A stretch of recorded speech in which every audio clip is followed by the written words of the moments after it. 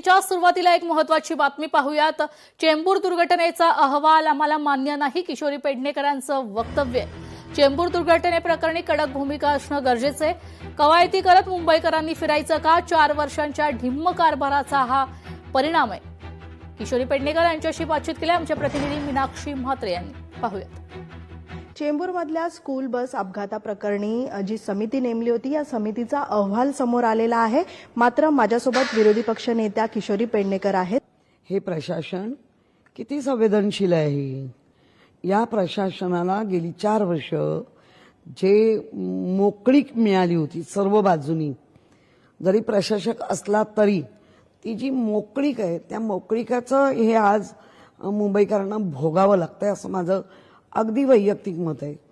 ज्या पद्धतीने झाड पडलं, बघा आता याच्यामध्ये ब्लेम गेम आहेच कोणाचा, त्यांच्या डिपार्टमेंटचा। त्यांचा डिपार्टमेंट काय म्हणताय, आम्ही मे मध्येच कळवलं होतं सीसी रोडमुळे ह्या सगळ्या घटना घडलेत, तर या झाडांना तुम्ही लवकरात लवकर मोकळं करा वगैरे असं त्यांचं म्हणणं आहे। आणि सीसी रोड तर अलगद बाहेर काढला अधिकारी। याचा अर्थ काय होतो?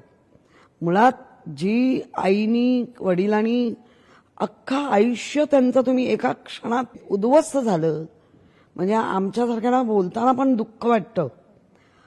तर ह्या लोकांना म्हणजे जी समिती नेमली त्या समितीवर राजकीय म्हणून किंवा नागरिक म्हणून मोठा प्रश्नचिन्ह आहे।